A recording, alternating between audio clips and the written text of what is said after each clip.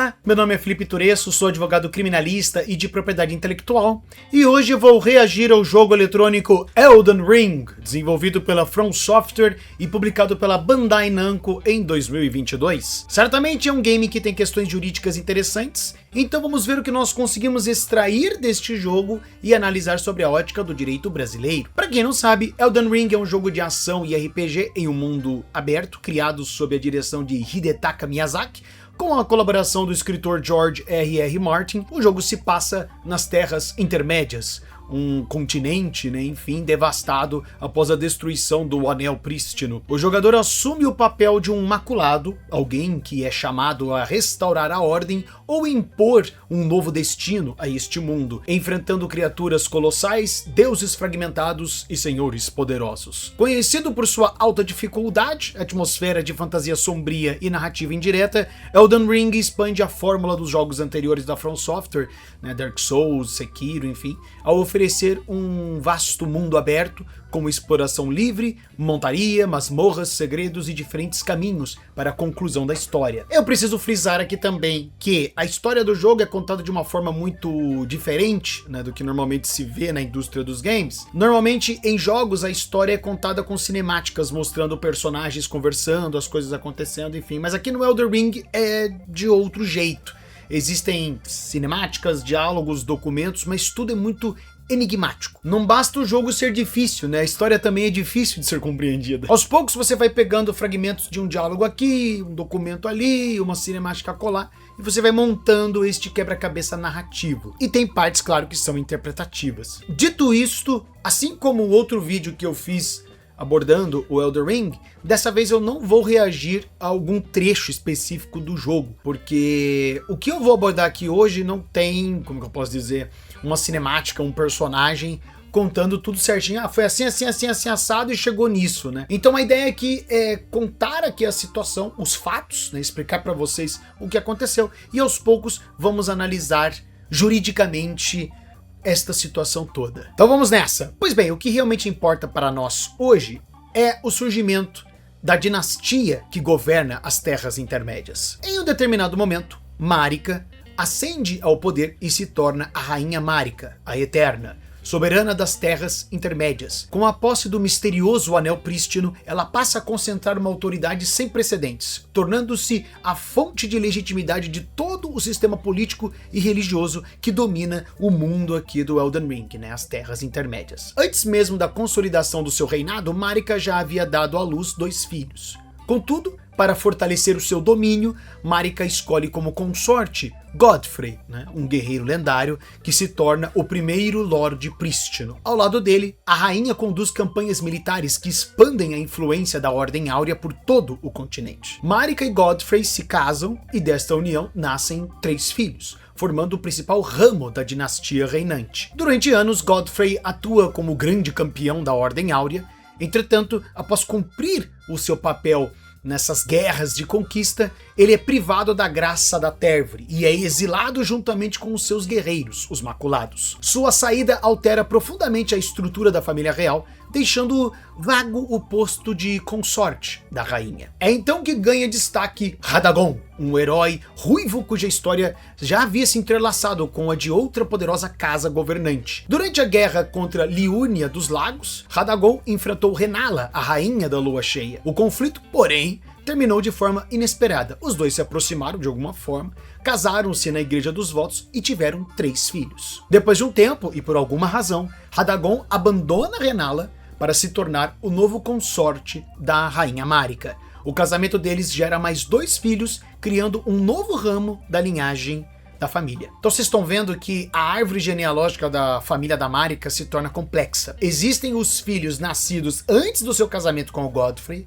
Quando ela casou com o Godfrey, ela teve os 3 filhos. Tem os filhos do Radagon e da Renala. E ela teve mais 2 filhos depois que casou com o Radagon. E todos esses filhos, todos esses personagens, esses descendentes, ocupam posições distintas dentro da família real. E é justamente neste cenário aqui, com 2 casamentos e vários filhos, que surge a questão central. Considerando a estrutura da dinastia aqui fundada por Marika, quem seria o legítimo herdeiro do trono das Terras Intermédias?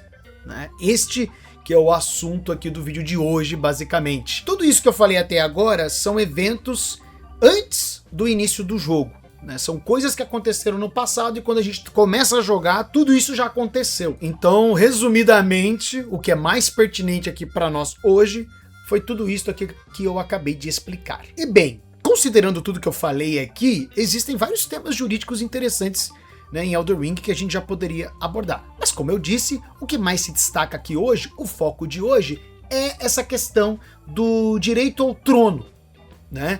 Considerando então que existe a família da Marika, que é uma dinastia, uma família real, que a Marika governa as terras intermédias sobre as regras de uma monarquia absolutista, né?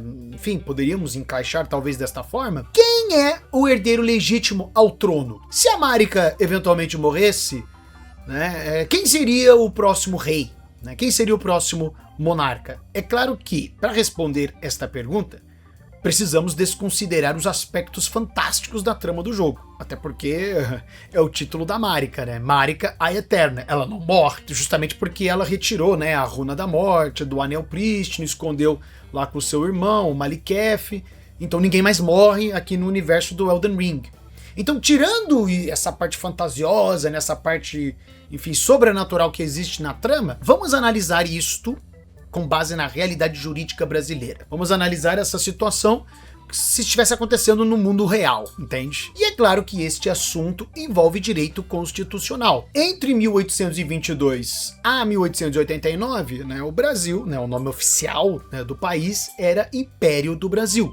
Né, o Brasil era, né, conforme os artigos 3 e 4 da Constituição do Império, né, da Constituição de 1824, estabeleciam que o sistema político do Brasil era monárquico, hereditário, constitucional e representativo. Além de que a dinastia imperante era do senhor Dom Pedro I, imperador e defensor perpétuo do Brasil. Ou seja, não há dúvida de que a principal norma jurídica que vamos usar aqui hoje para analisar esta situação do Elden Ring é a Constituição de 1824, a primeira Constituição do Brasil, né? E que até o momento foi a Constituição que ficou em vigência por mais tempo, salvo engano são 60 e poucos anos, né? Não lembro agora. E eu vou utilizá-la porque é a única norma jurídica brasileira que se aproxima dessas circunstâncias aqui do Elden Ring, né? Dessa coisa envolvendo monarquia. E pois bem, o direito constitucional é o ramo do direito que regulamenta os princípios e normas jurídicas básicas do nosso sistema jurídico. É a área do direito que determina os direitos fundamentais, os direitos básicos que nós temos e estrutura, organiza, funda o Estado, né, o país. É um ramo que serve de base para todos os outros ramos do direito. E a Constituição de 1824 foi aqui que começou o direito constitucional brasileiro, né? Todo o histórico constitucional que nós temos começou aqui, em 1824. Muito bem, sabemos então que a dinastia imperante nas terras intermédias é a da Marika. Dentre as coisas que a Constituição do Império do Brasil regulamenta, o que é mais importante para nós é justamente os artigos 116 e 117, que estabelecem as regras de sucessão do Império. Exatamente, as regras para definir quem é o imperador, seus descendentes, quem é o príncipe imperial e quem vai herdar a coroa brasileira. Então vamos pegar tudo isso e adaptar para o Elden Ring. Tá certo? Pois bem, o artigo 116 estabelece lá: o senhor Dom Pedro I, por unânime aclamação dos povos, atual imperador constitucional e defensor perpétuo, imperará sempre no Brasil. Então, beleza, Dom Pedro I é o imperador do Brasil, ele é o primeiro imperador, né, do Brasil. A monarquia começou com ele, toda essa dinastia, né, melhor dizendo, iniciou com ele. E é agora que entra o artigo 117, que é o principal artigo que vamos analisar aqui hoje, que é por meio dele que a gente vai descobrir quem é o herdeiro ao trono das terras intermédias. Pois bem, o artigo 117 estabelece: sua descendência legítima sucederá no trono, né, a descendência de Dom Pedro I, segundo a ordem regular da primogenitura e representação, preferindo sempre a linha anterior às posteriores. Na mesma linha, o grau mais próximo ao mais remoto. No mesmo grau, o sexo masculino ao feminino. No mesmo sexo, a pessoa mais velha à mais moça. Pois bem, é aqui no artigo 117 que estão as regras de sucessão à coroa brasileira, né, ao trono. De acordo com as lições de José Antônio Pimenta Bueno, o Marquês de São Vicente, que foi um dos maiores juristas do Império do Brasil, ele esclarece para nós que a Constituição estabelecia que o trono seria ocupado apenas pelos descendentes legítimos de Dom Pedro I, seguindo uma regra fixa, né, ali da primogenitura com representação. Então significa que a sucessão seguia uma linha familiar direta e tem ali preferências. Tem umas regras de desempate, por assim dizer. Então, primeiro, a linha mais antiga de descendência. Essa é a primeira regra ali. Ou seja, os filhos do imperador, né, vêm primeiro. Depois os netos, os bisnetos e assim por diante. Se estão no mesmo grau, ou seja, são filhos, entre o sexo masculino e o feminino, existe uma preferência para o masculino. O filho mais velho tem prioridade sobre os mais novos. Ou seja, tentando simplificar ainda mais aqui para vocês, a regra geral, né, enfim, né, do artigo ali de 117, é que vai sempre para o descendente direto mais próximo do imperador. Então por isso que falou ali, filho, né, vai vir o filho primeiro. Se tem neto, bisneto, mas tem o filho, é o filho porque ele é o parente mais próximo, tá entendendo? Respeitando daí ordem de nascimento e algumas preferências ali de sexo e idade. Então essas regras foram estabelecidas para definir quem é o herdeiro. Como eu disse, são as regras de desempate. E eu até cito uma parte da obra do José Antônio Pimenta Bueno, né, a obra dele que é o Direito Público Brasileiro e Análise da Constituição do Império, em que ele afirma o seguinte: este sistema de sucessão é calculado, como deve ser, sobre o interesse e o bem-estar do Estado, pois é evidente que não se trata de transmissão de direitos patrimoniais, mas sim de direitos nacionais, que devem ser resguardados de modo que sejam inacessíveis a toda e qualquer ambição, e exercidos segundo as condições que ofereçam maiores vantagens. Então, isso aqui é muito interessante que o José Antônio Pimenta Bueno argumenta, né, que ele complementa, né, enfim, que ele comenta isso daí na obra dele, porque realmente o que a Constituição está estabelecendo aqui não é um direito patrimonial, um direito civil, por assim dizer, né, pra gente compreender melhor. Não é um direito que no caso, os filhos da Marica têm porque como se fosse uma herança que é regulamentada pelo direito civil. Não, é uma regulamentação feita pela Constituição. Isso aqui envolve direitos nacionais. São regras que envolvem o interesse do Estado. Então é uma coisa diferente. A lógica que se aplica aqui é diferente do direito civil. É uma forma também de evitar qualquer ambição, né? É uma forma de estabelecer regras para que também o monarca não possa, ou algum membro da família, né, enfim, possa burlar quem vai herdar o trono, entende? Não, as regras são bem objetivas, está escrito aqui na Constituição e elas têm que ser seguidas, né? Ah, não, mas eu quero que o meu terceiro filho seja o próximo monarca. Não, tem que ser esse aqui, porque segundo as regras é esse aqui que tem que ser, entende? Então é uma forma também de evitar abusos, né? De evitar justamente ambições, questões pessoais, enfim. Porque é aquela coisa, eu disse anteriormente que no universo do Elden Ring, entende-se que a Marika governa sob as regras de uma monarquia absolutista. Porém, no Brasil, o que se tinha, na época do Império, era uma monarquia constitucional. Ou seja, o poder do monarca está limitado pela Constituição. Não é um monarca que pode fazer o que ele quiser. Não é um monarca absoluto, né? Justamente por isso, monarquia absolutista. É o monarca, é ele que decide, ele é a fonte do poder, a legitimidade do poder vem dele. Então aqui não, aqui é a Constituição, o poder vem da lei, né? Do império da lei.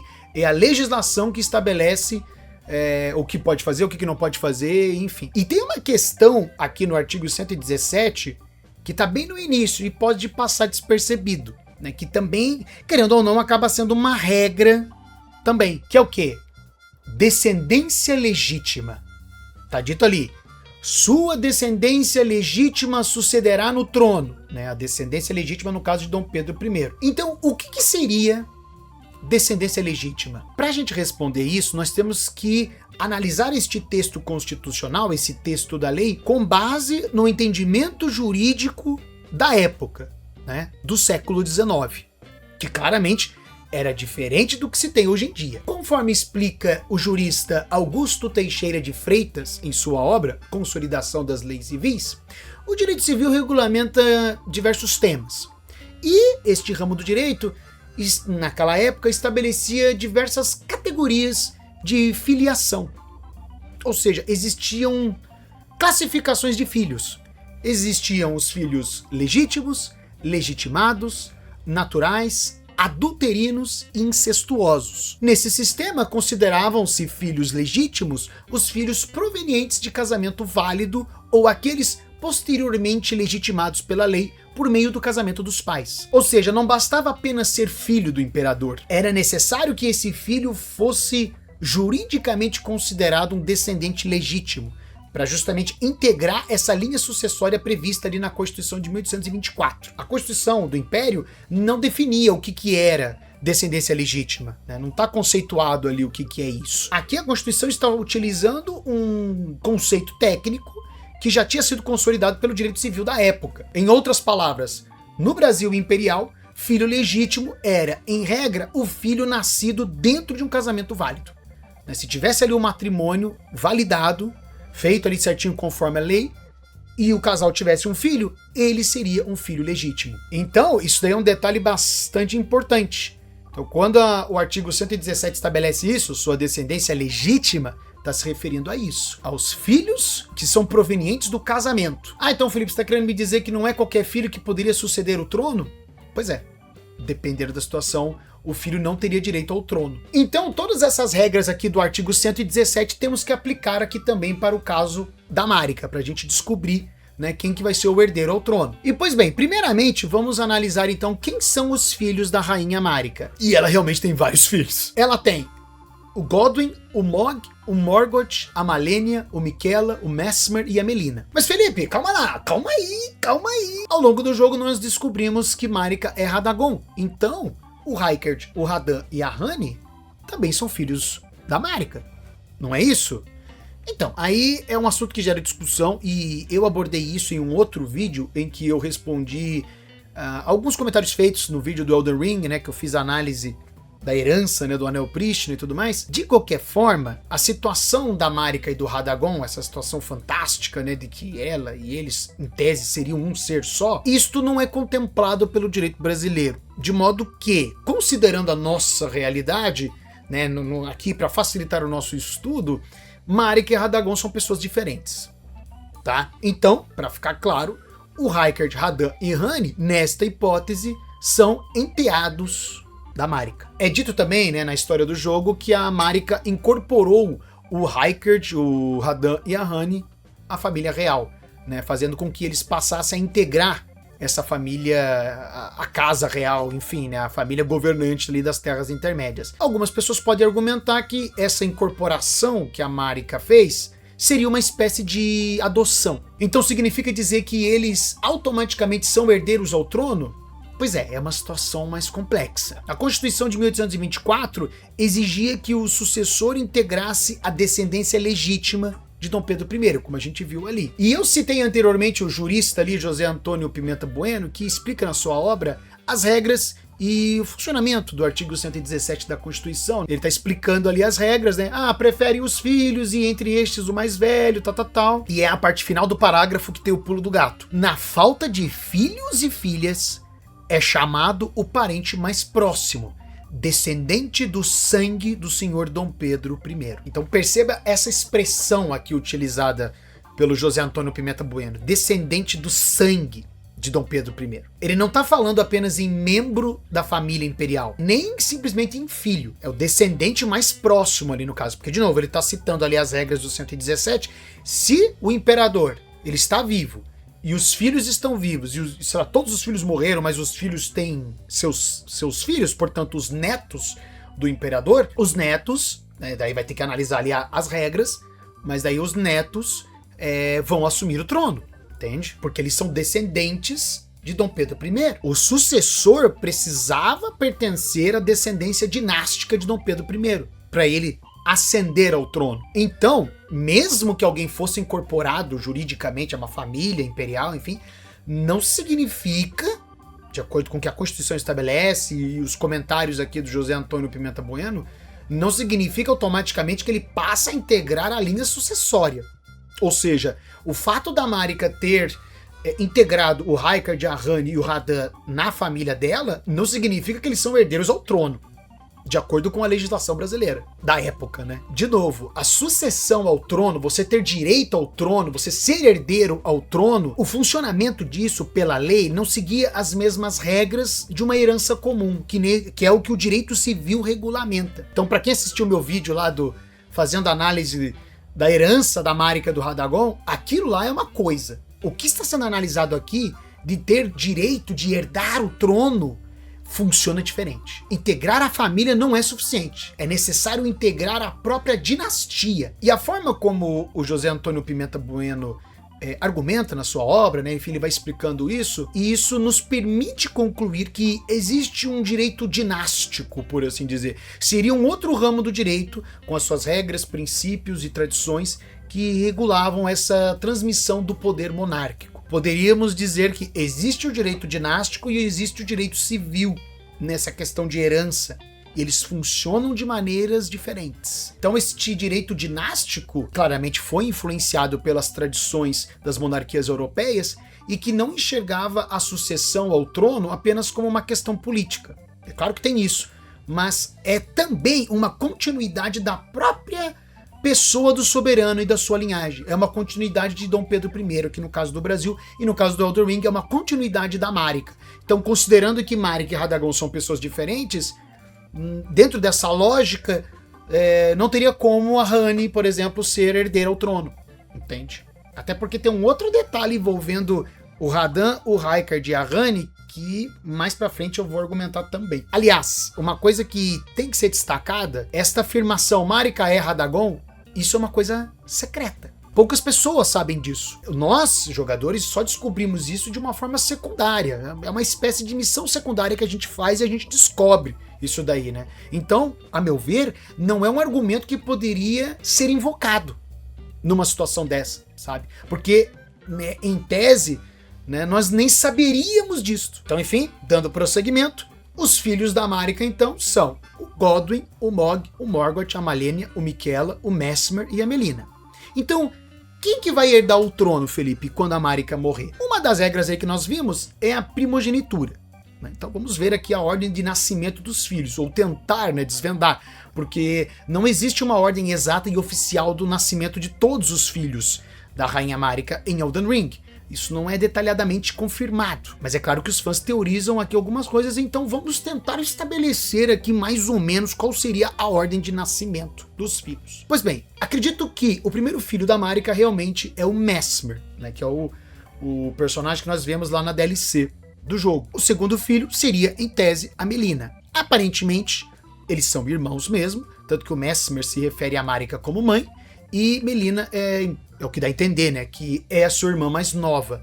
Existem, claro, muitas teorias entre os fãs que colocam os dois como filhos mais velhos, antes do exílio de Godfrey. Mas também existem outras teorias que sugerem que eles nasceram nos estágios iniciais, porque, enfim, provavelmente eles nasceram quando a Marika obteve o Anel Prístino e se elevou a este patamar de deusa. E eventualmente se tornou rainha, né? Se tornou uma monarca. Então pode ser que foi nesse período, foi logo após, né? Enfim, não dá pra saber. Mas vamos estabelecer aqui que eles são... que o Mesmer é o primeiro filho e a Melina é o segundo filho, né? A primeira filha, né? No caso, né? E só pra facilitar as coisas aqui, vamos considerar que o Mesmer e a Melina são filhos legítimos, de acordo com o que o direito civil da época, no século XIX, aqui no Brasil, estabelecia. Tá? Não é dito na história do jogo se a Marika casou realmente com alguém, teve o Mesmer, aí separou, ou o marido morreu, ou se ela teve o Mesmer com um marido e teve a Melina com outro marido, ou se foi com o mesmo marido, não dá pra gente saber. Vamos supor, pra facilitar aqui o nosso estudo, vamos supor que são filhos legítimos. Porque, por conta desse funcionamento do direito civil na época, poderia se argumentar, será que o Mesmer e a Melina são filhos legítimos? É descendência legítima, de acordo com o que estabelece a lei brasileira no século XIX? Pois é, poderia gerar discussão. Mas vamos supor que tá tudo certo, são filhos legítimos mesmo. O terceiro filho, que eu acho que é inquestionável, é o Godwyn. né? Que é dito como primogênito da Marika, inclusive. Em tese, aqui nesse seria o terceiro filho dela. O quarto filho e o quinto são o Mog e o Morgoth, que são os irmãos gêmeos nascidos amaldiçoados como agouros, e normalmente eles são colocados, né, o nascimento deles é dito que foi logo após o Godwyn, né, é o que dá a entender. O sexto e o sétimo filho são eles, né, o Miquella e a Malenia, que daí são os filhos que a Marika e o Radagon tiveram, né, sendo no caso a Malenia a mais jovem, né, porque os dois são gêmeos, né. Então a Malenia é a mais nova, o Miquella é mais velho que ela. Então, em tese, a ordem de nascimento dos filhos é Mesmer, Melina, Godwyn, Mog, Morgoth, Miquella e Malenia. Beleza? Então é uma descendência aí grande, né, que a Marika tem. Beleza, a Marika então tem vários filhos, ok? Só que tem uma questão que a gente tem que se atentar aqui nessa história toda, que é o quê? Pelo que é dito na história do jogo, para a população, o cidadão comum de Lindell e de todo o reino, né, enfim, das terras intermédias, né, enfim, o que as pessoas sabiam a respeito dos filhos da Marika é que os únicos filhos legítimos da rainha que ela teve e que andavam à luz do dia, que as pessoas conheciam e sabiam, era o Godwyn, que era, né, dito como o príncipe perfeito, o herói nacional, a face pública da Ordem Áurea, e o Miquella e a Malenia, que são os gêmeos prodígios nascidos dessa união real entre Marika e Radagon. Ou seja, os demais filhos da Marika são tratados como um segredo. Ninguém sabe, não é público que Mesmer, Melina, Mog e Morgoth são filhos da Marika. O Mesmer tá preso lá na DLC. A Melina também ninguém sabe. E o Mog e o Morgoth estão no esgoto, coitados. Então, considerando a regra de descendência legítima da Constituição de 1824, do que é reconhecido pelo casamento da Marika com o Godfrey e depois do casamento da Marika com o Radagon, os filhos legítimos da Marika, né, para todo mundo, né, que todo mundo tá vendo ali, é o Godwyn, o Miquella e a Malenia. Eles que têm o direito de herdar o trono.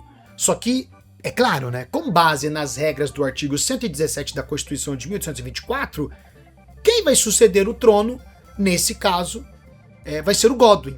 Por quê? Porque o Godwyn ele é mais velho que o Miquella. Porque, seguindo aqui essa linha, seria Godwyn, Miquella e Malenia. Então, muito bem, o Godwyn, então, é o herdeiro ao trono.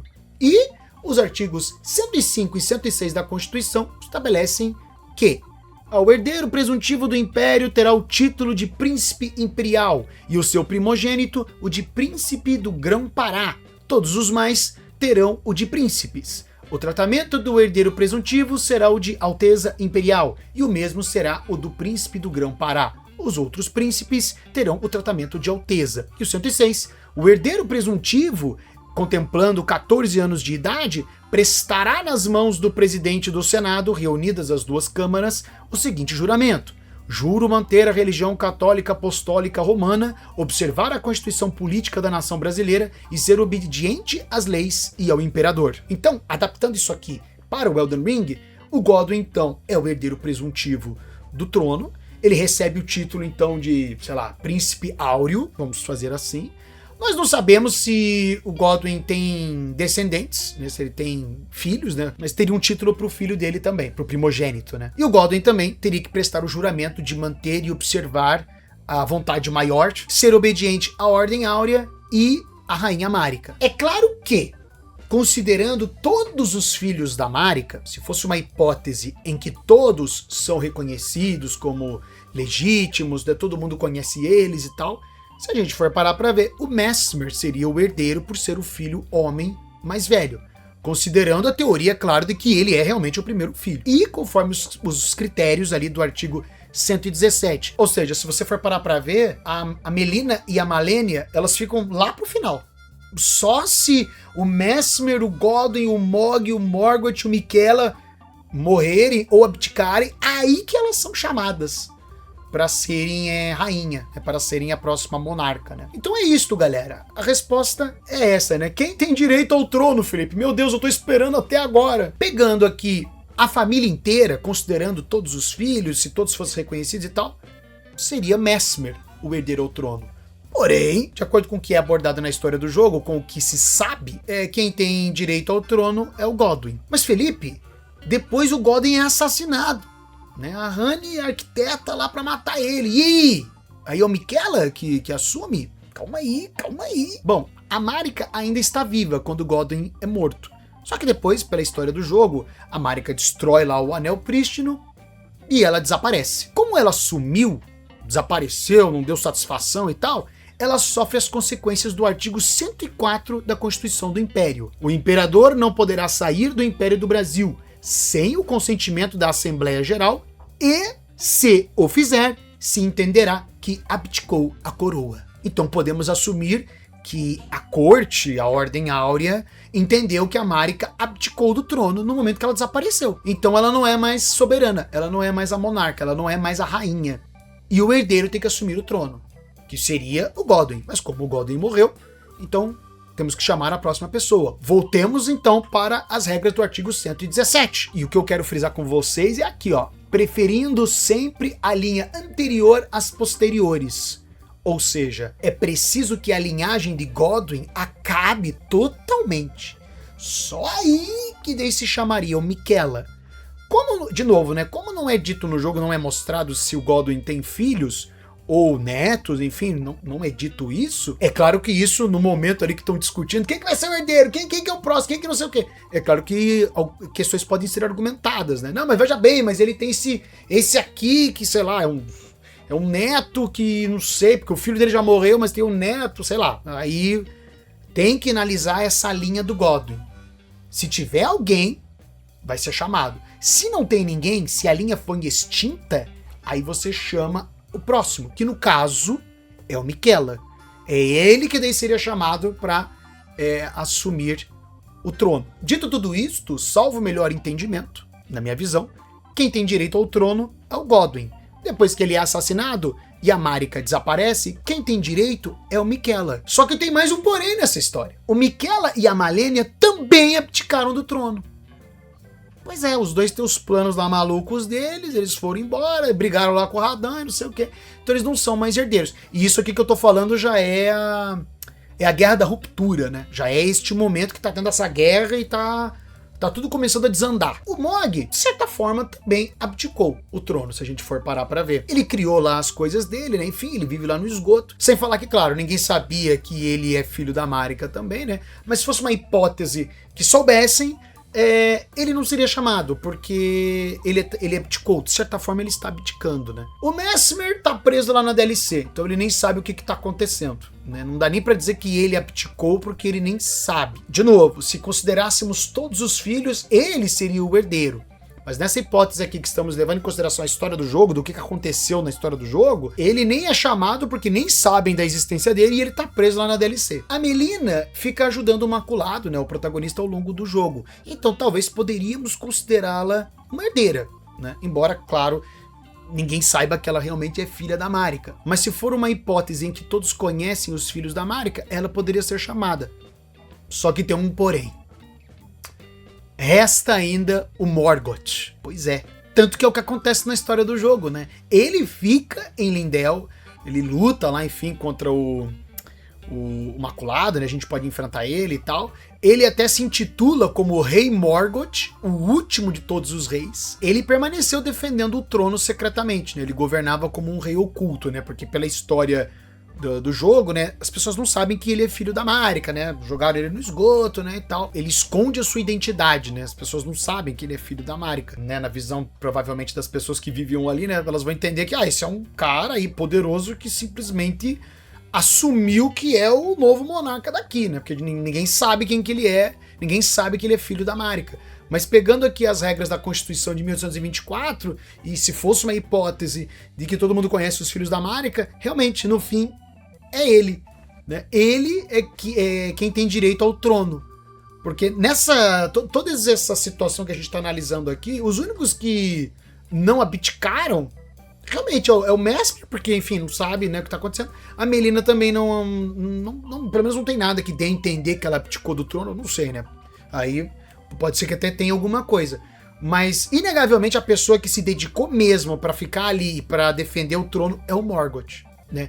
E pegando a regra da Constituição de 1824, como o filho do sexo masculino tem preferência sobre o filho do sexo feminino, né, a filha, então o Morgoth vira herdeiro e a Melina não. Tá ali, ó, de novo, ó. Na mesma linha, o grau mais próximo ao mais remoto. No mesmo grau, o sexo masculino ao feminino. No mesmo sexo, a pessoa mais velha à mais moça.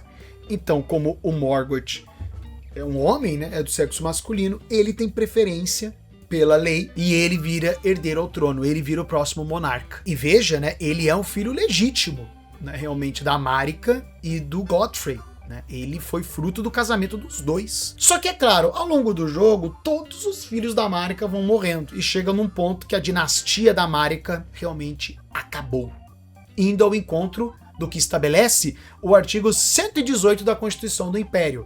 Extintas as linhas dos descendentes legítimos do senhor Dom Pedro I, ainda em vida do último descendente, e durante o seu império, escolherá a Assembleia Geral a nova dinastia. Exatamente, se a dinastia de Dom Pedro I acabasse, a Assembleia Geral deveria escolher uma nova dinastia. E é o que acontece aqui no Elden Ring. As linhas dos descendentes legítimos da Marika foram extintas. Então, imaginemos, né, que esta Assembleia, né, que é a Constituição de 1824, né, que o artigo 118 determina, que é uma Assembleia que vai ter que escolher a nova dinastia, vamos imaginar que esta Assembleia, que talvez possamos assumir que é o jogador junto com outros personagens do jogo, é a Assembleia que escolhe um dos finais do jogo que pode culminar na eleição de uma nova dinastia. Então, talvez os finais padrão, Máscara Dourada, o final da Fia e do Comedor de Estrume,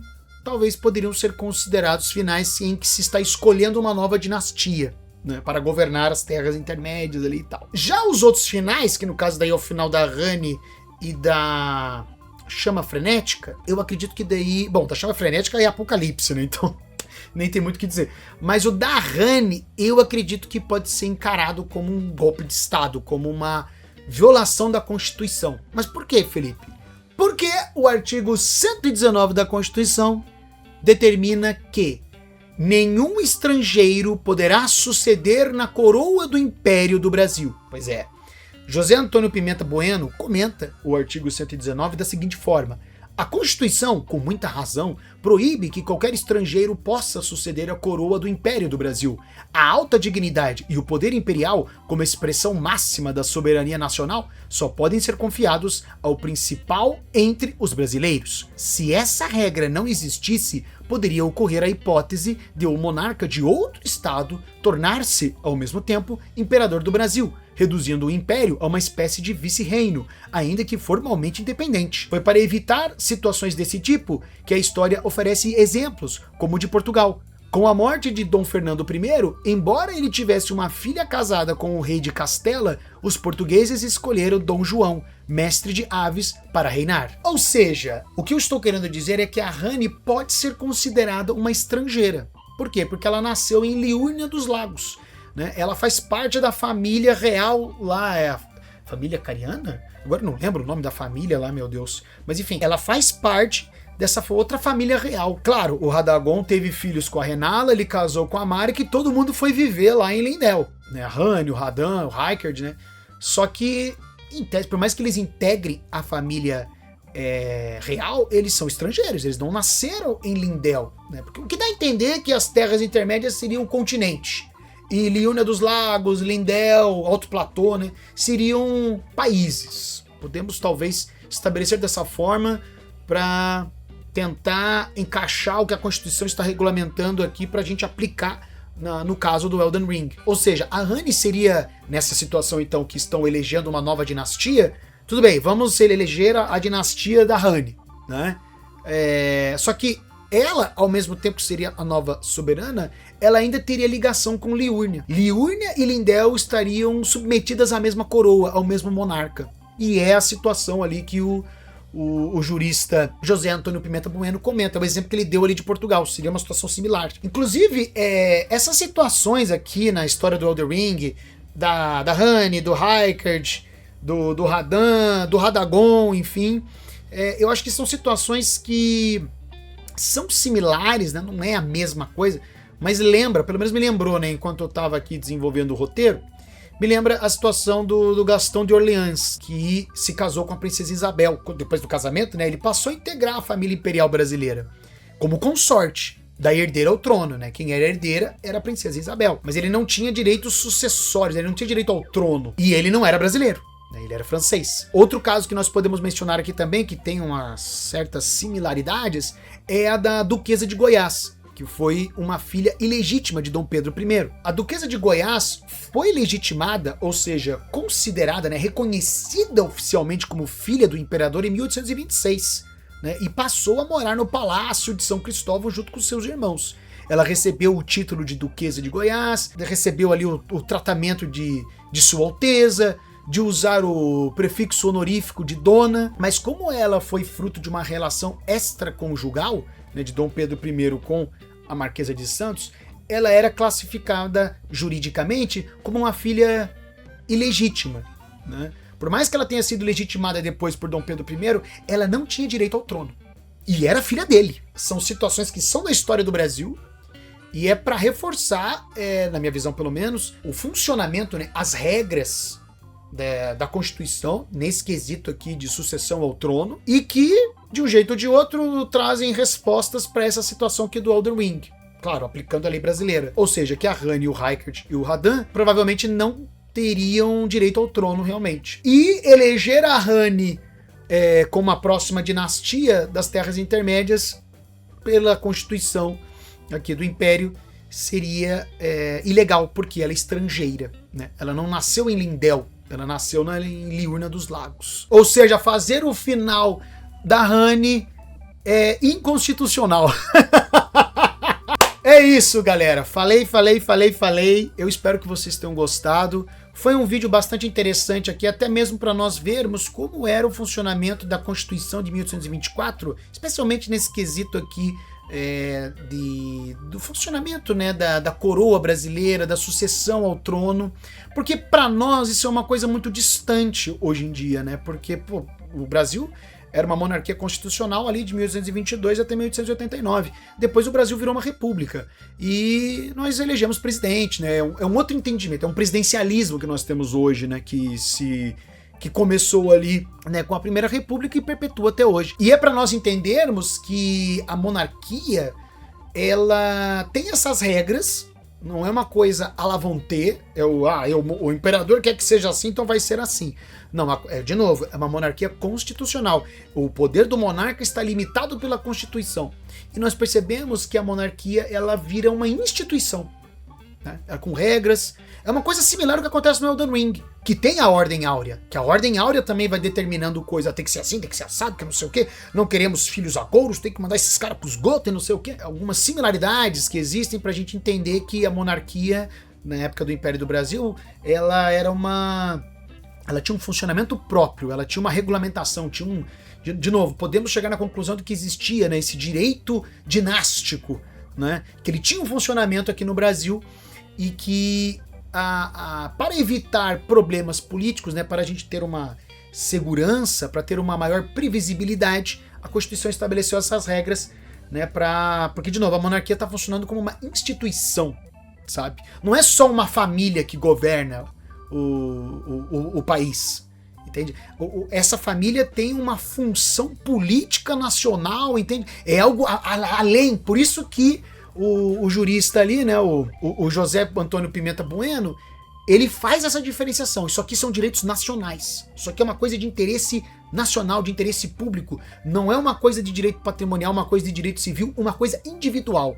Um problema familiar. Claro, o Elden Ring é uma briga familiar. Mas entende como a Constituição busca, a Constituição de 1824, né, buscava evitar esses problemas, estabelecendo essas regras aqui que ditaram, né, o funcionamento da monarquia até o seu fim. Mas é isso aí, galera. Acredito que é isso. Então, esta é a conclusão que eu chego. Se você assistiu até aqui, eu agradeço imensamente. Por favor, inscreva-se aí no canal, clique no gostei, comente. Se quiser dar alguma sugestão de alguma obra para que eu possa reagir e tecer comentários jurídicos pertinentes, eu agradeço. Considere também se tornar membro do Bomba Jurídica aqui no YouTube, que com isso você me ajuda cada vez mais, eu agradeço imensamente. Estamos aqui para entender esta bomba jurídica que é o Brasil, que não é fácil, né? Vocês estão vendo, né? É complicado, ainda mais nessas situações que você está analisando, né, uma legislação antiga, né? Porque daí tem o entendimento da época e tal, isso aí dá uma trabalheira mesmo, mas foi muito interessante e eu espero que vocês tenham gostado. E de novo, eu utilizei aqui a Constituição de 1824 porque, de novo, é a norma jurídica que mais se aproxima dessa situação aqui do Elden Ring e foi uma maneira da gente conhecer essa questão também do direito constitucional brasileiro, né? O início do direito constitucional brasileiro, né? E como que ele começou e é claro que ele foi avançando com o passar do tempo. Tá certo? Mas é isso aí, galera. Muito obrigado e até a próxima!